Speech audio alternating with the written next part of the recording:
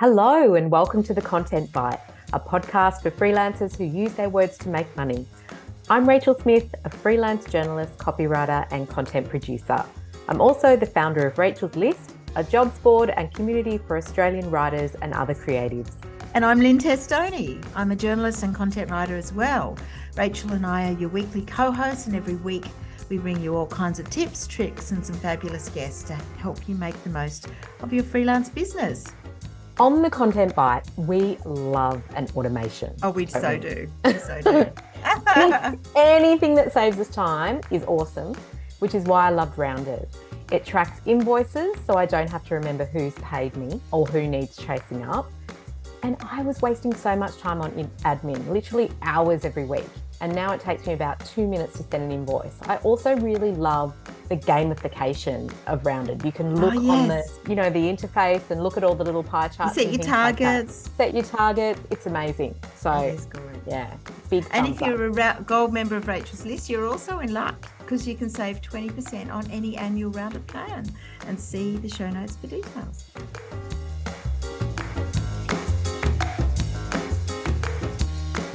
Hey Lynn, we have another author on the podcast today, and she's a friend of yours, which is always fun. Yes. Her name's Siobhan O'Brien, and she's just released a best-selling historical novel. So I'm really looking forward to chatting with her about all the research that went into that. Yeah, I think it's really interesting, and I really enjoy Siobhan's book, and it'd be great to hear about the inspiration and the process behind the story. And I have to say, I loved her biography of Florence Broadhurst that came out a few years ago. It's still on my bookshelves. It's so good. I mean, Florence's story is so interesting. So do you want to read Siobhan's bio out, and then we'll get her in the hot seat? Siobhan O'Brien is an author, journalist, and communications professional. She's written a number of books, including the best-selling A Life by Design, The Art of Lives of Florence Broadhurst. She has worked for many media outlets, including the Sydney Morning Herald, Vogue, and InDesign, and her historical fiction novel, All the Golden Light, was published recently to much acclaim. When she's not writing, she is singing with her band, Minnie and the Moonrakers. We're definitely going to ask about that. Yes. Welcome, Siobhan. Yes. We're so excited to have you on the podcast. Oh, I'm very happy to be here. Yeah. Congratulations on your debut novel. Without spoilers, tell us a little bit about the plot, because I really enjoyed the story, which is about sort of a young woman at the end of World War I and her challenges. And how does it feel having it out in the world finally? Oh, gee whiz, I have to say surreal. Yes. Yeah. You know, there's this really strange disconnect that goes on in that the novel itself takes years to create. And, you know, ultimately that's quite solitary work. And then the things out in the world, and you getting people reading it, you're getting people reviewing it, and people getting really excited about it. And you kind of think, oh, wow, that old thing, you know, because it feels like it's a long time ago. Yeah. I feel like it's like goes from being really yours and this whole thing that's just yours, and suddenly it belongs to all these other people as well. Yeah. Absolutely. Yeah. Their opinions and Well, sometimes it's quite, I mean, when you meet your readers and they tell you what the book meant to them, I think that's interesting, because often it's unexpected. It's not what you intended. They've got something different. Yeah, look, that's certainly been an interesting thing. You know, with the character Adelaide, you know, she's a kind of a naive, unformed sort of character at the beginning of the book, and I wanted for her to have quite a dramatic kind of character arc where she works through a lot of stuff. She changes psychologically as a consequence of the things that happen around her, and she ultimately becomes a bit of a heroine. But I've had readers say, oh, you know, I really didn't like her morals, or, oh, she was really annoying. And I thought, well, that's good. I wanted her to be annoying, and I wanted, you know, so it's funny when people don't quite get that. But then there are other people that just absolutely get the whole thing, and they're really like, oh yeah, got it. Yes. Good, thank you. Yeah. Well, the book's set in World War I, which was such a transformative time for women, you know, bringing them into the workforce and the world of men. And also it was really a huge catalyst in progressing women's rights that time. So were you always keen on setting, you know, on putting Adelaide in that time? Yeah, I was. And that sort of came from a whole bunch of different things. It came from my feminist leanings. It also came from me moving from Sydney into the middle of the bush, Mm. raising 3 children off the grid in the middle of nowhere. Mm. Wow. And you know, the difficulties that I faced as a professional woman, as a woman, you know, and then I started to think about the earlier, you know, the settlers, the women that went before, and yeah, so certainly that was a driving force. Oh, that's interesting. Mm, You also mm. touched on the legacy of war because it's set just after the war, and there's sort of the men that fought in that war. And I guess I didn't really know about PTSD at that time. I mean, I think it was actually sort of started to be recognized after those men. But it Mm. must have been difficult for them as well, because I think it's not just about Adelaide's story, it's about the men around her, isn't it? Her father and the 2 men that she sort of becomes involved with. Yeah, so essentially what you had was a situation where these returned soldiers were coming home to Australia. They weren't who they were before they left. Yeah. They were unsure how to be anymore. Mm. They weren't receiving any proper treatment. They were often, you know, sent, you know, oh, here's a parcel of land, go and make yourself a farmer, not knowing anything about farming, Mm. and finding themselves in the middle of nowhere with this terrible sort of trauma that's lingering. And not only that, but it's that the women that were welcoming these men home no longer recognized them either. So Mm. who is this brother that's coming home to me? Who is Mm. this father, this husband? And you know, I think this whole idea was sort of born from having grown up with a father who was a man that was born in between the wars, Yeah. and he was very much an avoidant and you know, best not to speak of things kind of attitude. But it didn't serve him well in the end. But you know, I just remember seeing that that's how he got through life, and I Yeah. started to think about that in relation to these men and men like that. So interesting. Mm. Well, you mentioned earlier that people had very mixed reactions to Adelaide. Some people hated her, some Hmm. people loved her. And that must be a surprise as an author, you know, seeing how a character lands so differently with readers. Yeah. But what did you really feel that you wanted readers to experience about that character or feel about her? Were you open to anything, or did you really have a sense of this is what I'm Oh, putting out yeah. there? No, I did have a very strong sense. As I sort of touched upon earlier, I really wanted her character arc to be quite a dramatic one. So Mm. I concertedly sort of pursued that through the novel. But of course, when you want to achieve something like a dramatic character arc, you can't be too forthcoming with it. You have to make it quite nuanced, and you have to tread carefully. So, that being the case, I did find her the most difficult character to write because she had quite a lot of depth and inner sensitivity, but she also had quite a strong, like a naturally strong inner resolve. But the inner resolve wasn't actually based on a lot of worldly experience at the beginning of the book. Yes. Mm. Mm. And so that was quite difficult to achieve because you don't want for the readers to turn off or turn away from her. You still have to make her likable. Yeah. Mm. Mm. And so, you know, I had to kind of work out a way to drip feed this information about her, whereby she's learning about things of a feminist ilk through another character, her father's friend's daughter, Gwyn Yes. Sunderland, the Mm. daughter of Yes. the solicitor.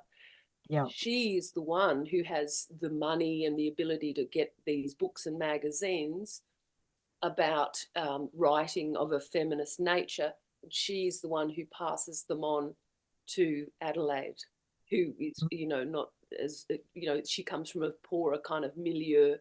And wouldn't have been able to access these things. But when Gwyn gives Adelaide these, the Argus, or, you know, this, or the Women's Voter magazine, or whatever it is, she reads about these things that are happening, like the suffragette movement and different protests that are occurring, etc.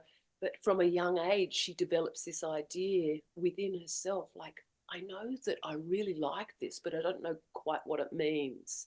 Yeah, Mm, interesting. mm. It's so interesting when you think about, you know, putting all the characters together, creating the story.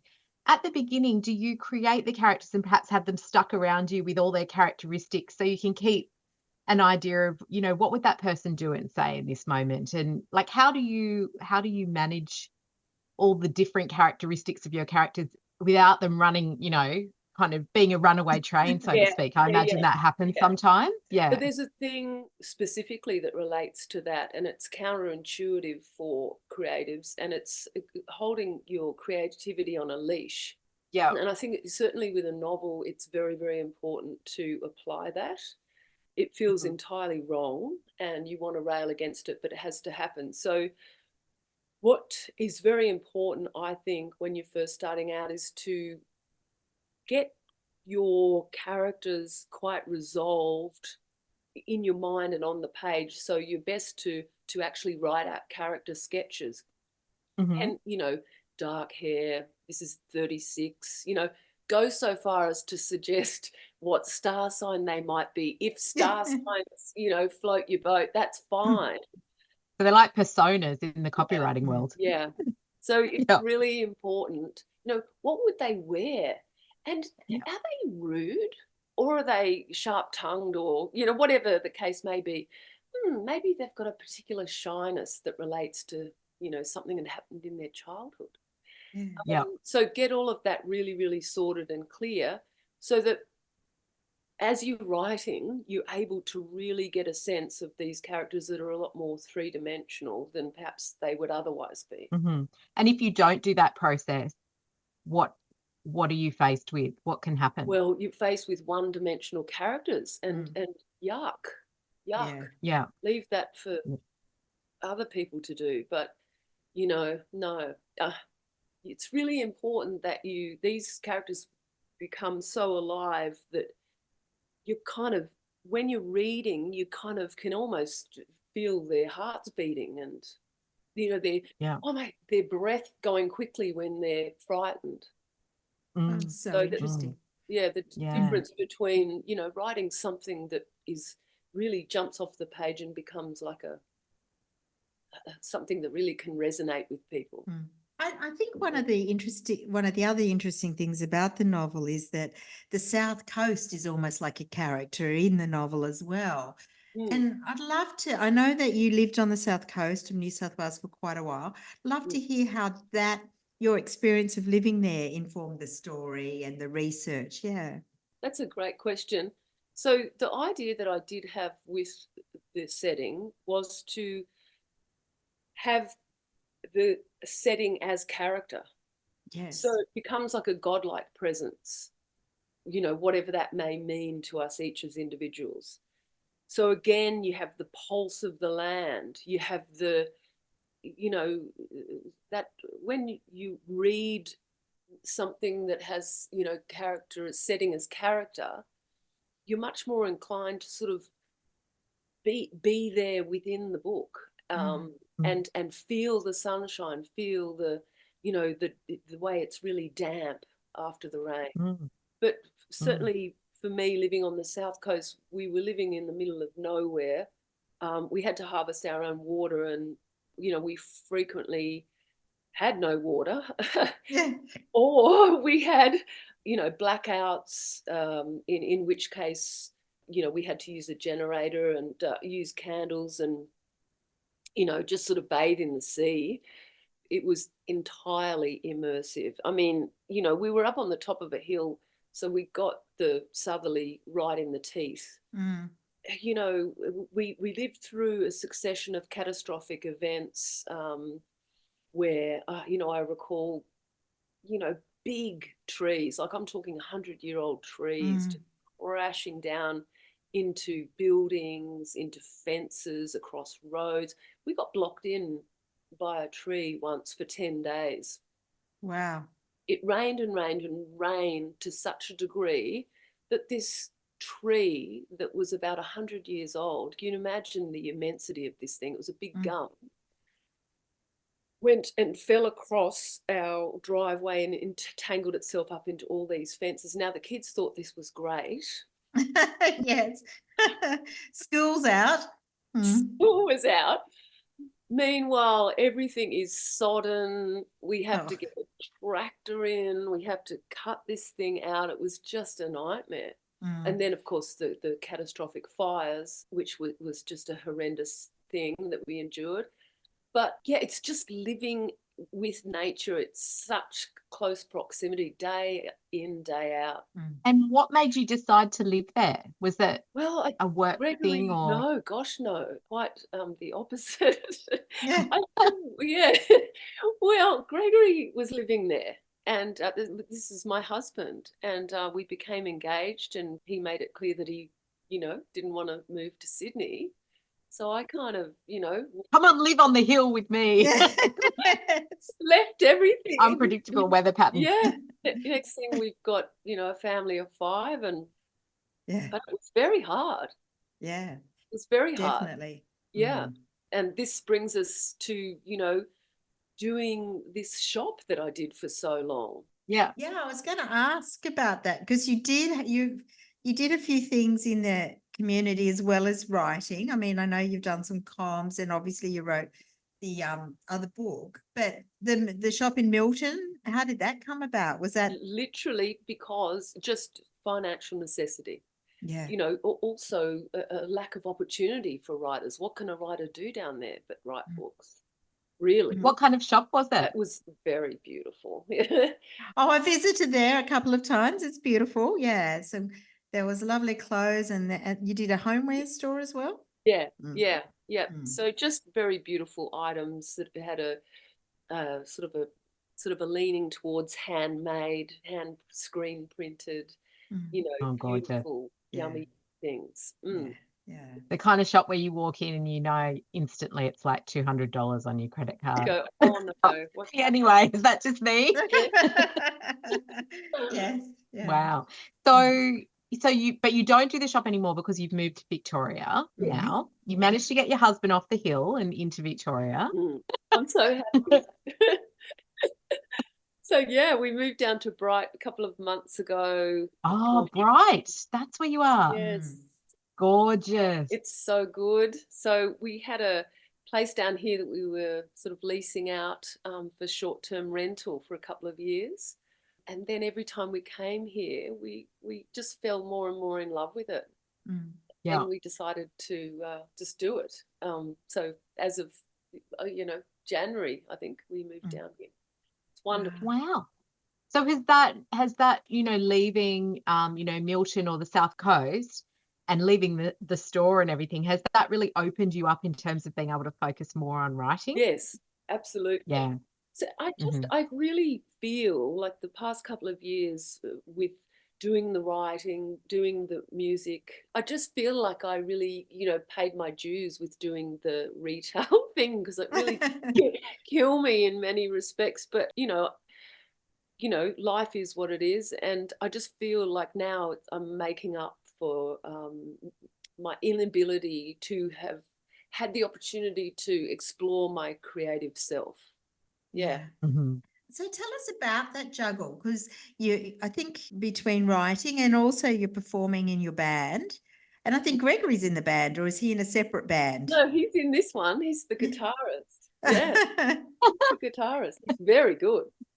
Your kids must be like, our rock and roll parents. It's so cool. Well, they are now, but initially they weren't. I remember during COVID, we had to homeschool the three kids in this blackened landscape, I might add. Oh, yes, it would have been. It was just next level. So we had so much soot and this black residue that you just couldn't get it off anything. It just permeated the entire house for nearly 9 months. It just was like everywhere. all over everything. It was just horrible. And then we're homeschooling the 3 kids. And this was the time that, there was no shop, there was no nothing. We were all in lockdown. And I thought to myself, what have I always wanted to do? And I thought, sing, actually. So I got on Zoom and did a singing tuition, weekly singing tuition with a woman who studied at the Conservatorium in Sydney, a wonderful woman. And that's when I started doing the singing. So I go around the house, singing, and the kids would be like, stop it, Mum. Honestly, stop. No, I'm not going to stop. But now they think it's great. But that's all I got for like 9 months. Would you stop singing? Oh. So where do you guys perform? We're opening at the International Blues Festival in Canberra in August. Oh, that's exciting. We just supported 1920 up at the SSNA in Albury, which was really quite mind-blowing. We play at festivals and, everywhere, all around the place. It's fabulous. Oh, cool. That sounds How good. many people in the band? 4, and we've got a stand-up bass player Mhm. who's very, very good. They're very good musicians, very experienced. Mhm. So, I'm in good company. So, Oh, that's great. Exciting. Wow. And as we mentioned in your bio, you've also written that non-fiction book, which is the biography of Florence Broadhurst. Was writing fiction hard after that, or is that your real love? look, it is my real love. It really, really is. There's nothing else quite like it. I just, for me, it was always the big, hairy, audacious dream to write the novel. Was it hard? Oh, yes, it was so hard. Richard Flanagan calls writing fiction the hardest gig in town. Yeah. And I really have to wholeheartedly agree. There's something sort of slightly masochistic about it. Yeah. But it's quite a curious thing because it's like you have this story that's in you and there's this absolute compulsion to get it down and on the page. And to make that happen when you're grappling with, 100,000 words and all these different ideas and all these different characters and the character arc and the structure of the book and all these other elements, it's a very, very big project. But you have to doggedly pursue it to the bitter end. And, you don't always feel like that. So, I did have moments when I was crying and thinking, God, help me, what am I doing? But I just had to get really sort of gritty about it and think, no, I am actually going to finish this thing. And were you sort of absent from family life at big times, or, not turning up to dinner and all of that stuff? Yes, yeah, absolutely. Definitely. I'd frequently would take myself away for like 5 days at a time. Yeah. And then I could write completely guilt-free. Yeah. And get up when I want to, write till 1 o'clock in the morning if I want to, be in my pajamas all day if I want to. And but I think the thing is, certainly for other people that are thinking about embarking upon a big literary sort of endeavour, is that you have to, at the absolute minimum, put at least an hour into it every day. Yeah. Do not lose touch with it.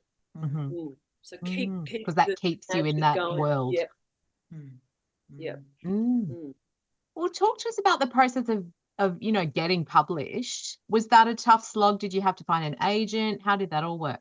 So yes, I have an agent. He's a very old friend of mine. He's just terrific. Benithan Oldfield. Oh yeah. Now we all know Benithan. You do. Yes. He's part of the furniture in the book world, Yeah. isn't he? Yeah.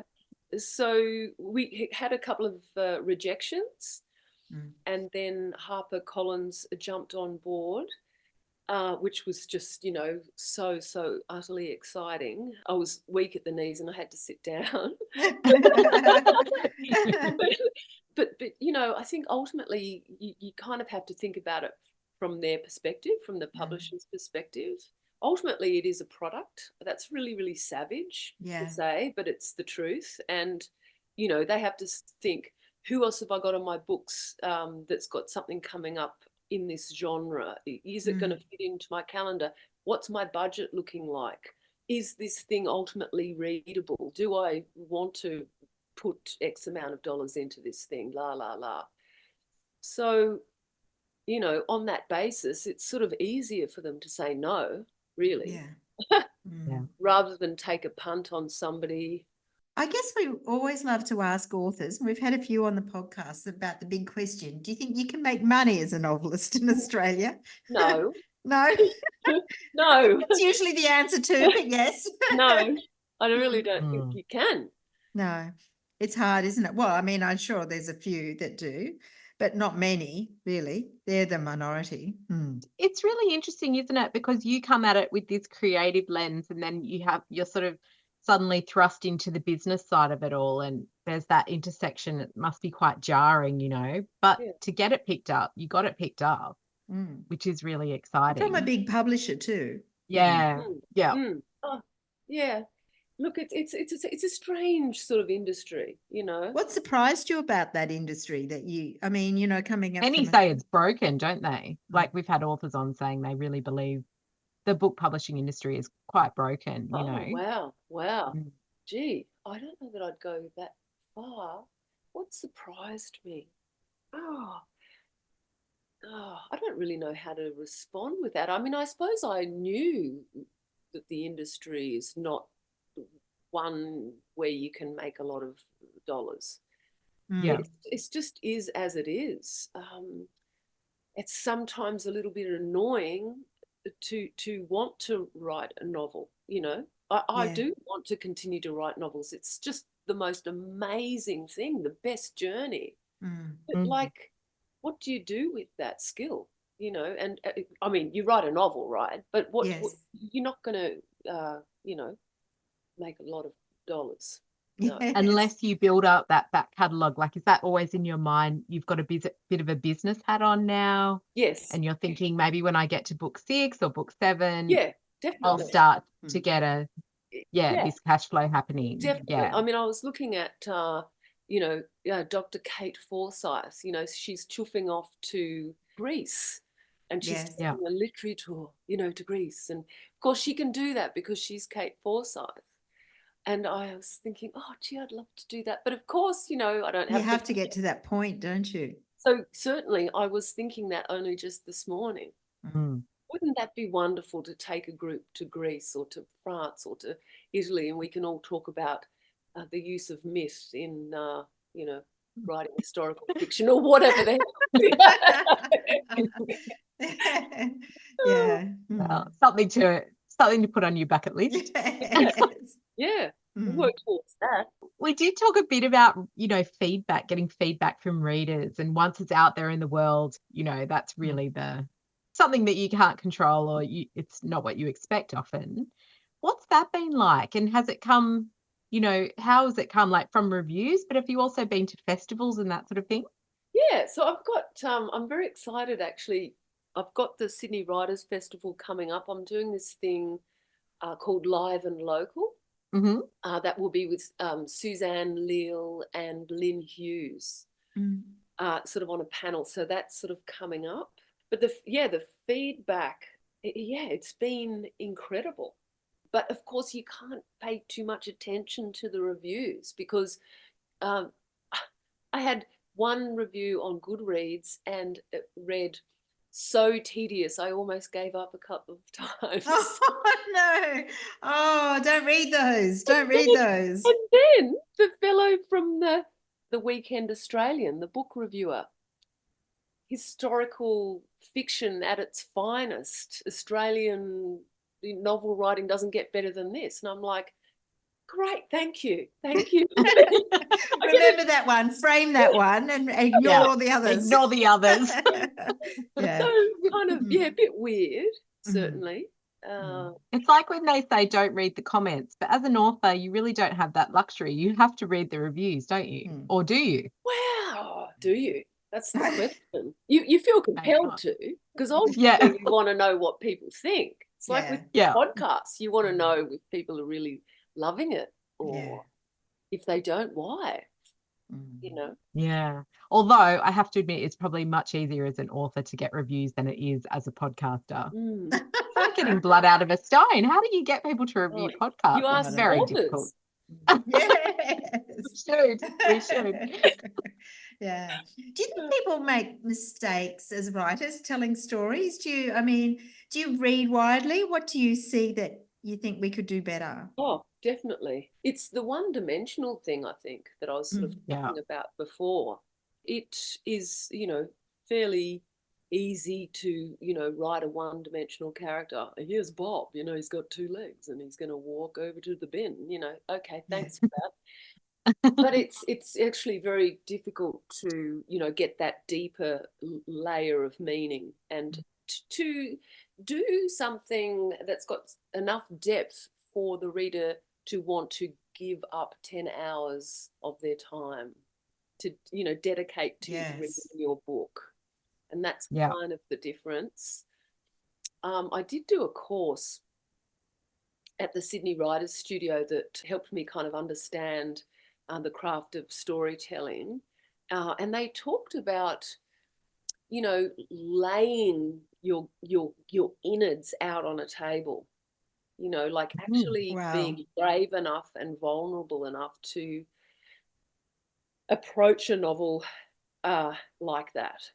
So that, what we're talking about here is ultimately vulnerability, truth, bearing, your scars, your journey, all the different things that you've been informed by through your parents, through your romantic relationships, your friendships, your whatever, your disappointments. And it's only when you really try to harness that I think you can create something that's, resonates with people. Yeah. I hear that you're writing your next novel. Is that true? It's true. Oh, what can you tell us? What can you tell us about it? Well, the thing is that it hasn't found a home yet because I haven't actually pitched it anywhere. But I'm halfway through, and I don't want to tempt the gods by saying too much, but it's a male protagonist in this particular book, and I really love this guy. He's a rogue and he's a thief and a con man, but he's endeavoring to become better.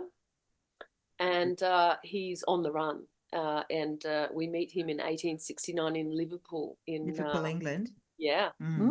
And he's bought himself a ticket on a ship bound for Australia, but he doesn't know anything about Australia. He's just at the end of the road, you see. Sounds interesting. So that must be a lot of research. Yeah, but it's so exciting, really. You just love just that little snippet there about Liverpool, like what was actually going on. There were Norwegians there who were trying to espouse the benefits of lake ice. There were turtles that were being imported from the West Indies that were made into turtle soup. These fancy hotels, they were famous for it, and they'd keep tanks of them in the basement and they'd make this soup. Just fantastic. really It's the details, isn't it? Yeah. I genuinely get excited about stuff like that. Are you finding you can get a lot, like the bulk of your research done online, or do you go to libraries and look up microfiches, or I don't know if that even exists anymore? Like, is there so much more to be found in libraries that we wouldn't know about? It really is a whole blend. It really is a whole blend. I find that museums are very good, actually. Yeah. Certainly for like localized sort of history. That's just fabulous because you've got all the photos, you've got all the. But libraries are always just amazing. But it's a bit of a blend of both.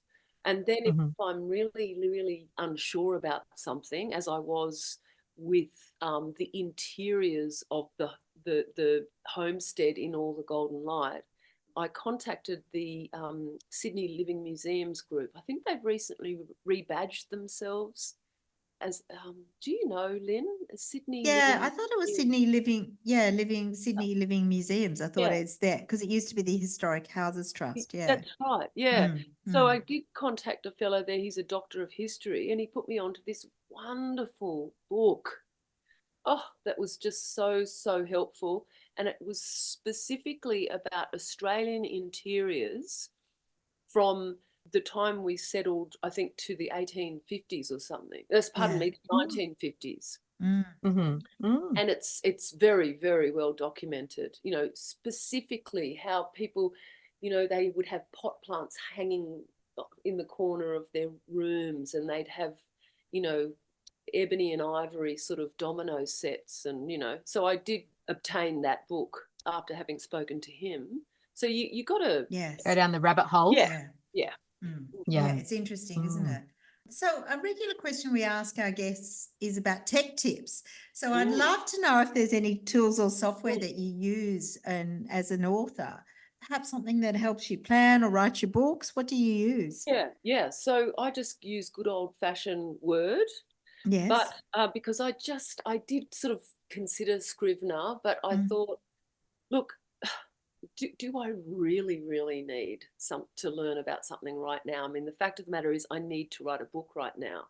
So just keep it simple. And I'm glad I did. The best things you can do that I feel are absolutely invaluable. Number one, sketch out your characters you know, and make a file for each of these different characters. Play around with different ideas, give them lots of different nuances. That's really important. The second thing that you need to do is you need to write what I call a mud map of the entire novel. And the mud map has got 5 turning points in it that are significant turning points for your character. So the character goes along and things happen to them, and they are changed psychologically by these things that happen outside of them and outside of their control. Yeah. And therefore they evolve through the story. So the way you do the mud map is you have your 5 turning points, but you have every single scene. I call it a scene. People call it a chapter. I call it a scene. Every single scene has to be described exactly in accordance with, and so this character did this and just a little snippet, like 2 paragraphs, and write it down in this manner and have it all there. And you see, what you can do is if a scene's not working, you know, at point A, and you think, oh, I'd be better at point C, you can cut and paste and shift it around. So it becomes like a visual tool as well. Yeah. And you just do that in Word as well? Yep. Yep. So that's just in Word. And the other thing that this is very important, and because I'm a very visual person, and I think you'll find that most novelists are visual, because it is largely a visual exercise. I say that to people and they find it completely baffling, but I see it as visual. And it really helps. What you do with every scene or chapter, whatever you want to call it, do it in a separate Word file. So the whole novel is not one rambling 100,000 word thing. It becomes like this beast that you can't grapple with if you think that way. So if you break it down in scene,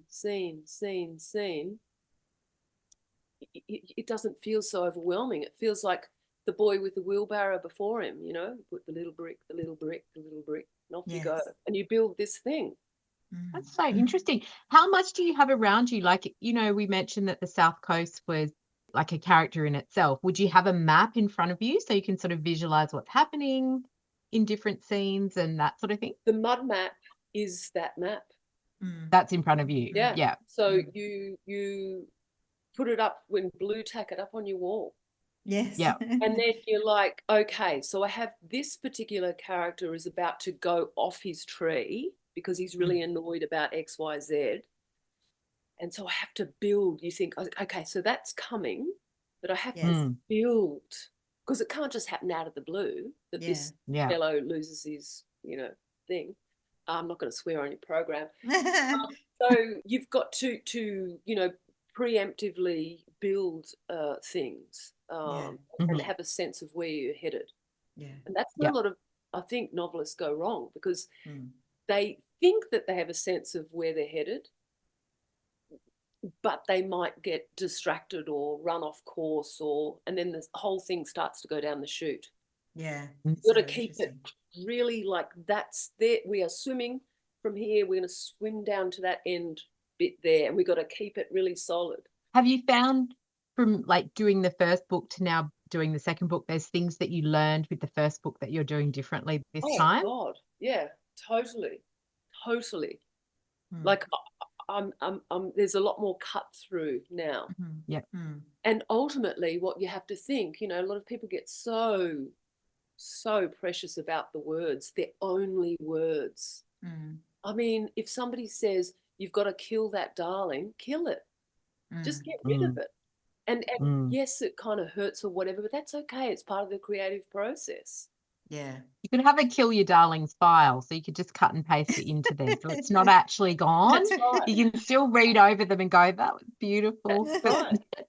Like I had all sorts of ideas for Adelaide, the protagonist. I had this idea that she sewed little trinkets into the layers of her dress that she kept. They became tokens that related to things that she couldn't let go of psychologically.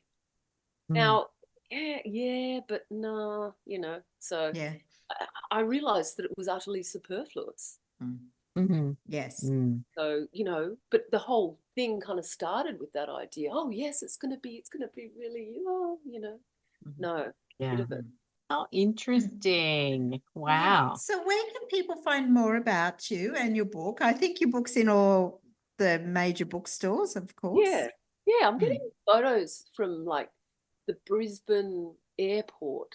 That's nice. Big W in Penrith.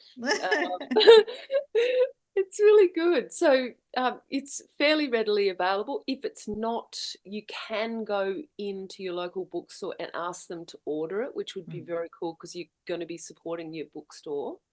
You can find me on Facebook and Instagram, actually. I'm in the throes of building a website, but I'd rather write. Fair enough. Admin stuff is so boring. It can be. It's been amazing to chat to you. Chat. Yeah. Thank you. Thank you so much for coming on. I've loved it. Yeah, I guess that brings us to the end of the show this week. But thanks to everybody out there who's listening and sharing us on social media, or I think a lot of you have been doing stories about the episodes that really resonate with you, and we absolutely love that. Yes. And we share them on our story. So thanks for that. That's a great way to get the word out about the content bite. Yeah. And we'll pop all the details in the show notes, so you can follow Siobhan on Instagram or Facebook and find out where else to connect with her and where to buy a book. Yeah. Go and buy her book. Terrific. Yeah. Thanks, Siobhan. Thank you. Bye. Thanks. Bye. Thanks again to our wonderful sponsors, Rounded, easy accounting and invoicing software that helps freelancers run their business with confidence. And don't forget, if you're a gold member of Rachel's List, you can check your welcome emails for an exclusive discount code on the annual subscription rate. You can also find it in the private Facebook Gold group, or just contact us at hello@rachelslist.com.au.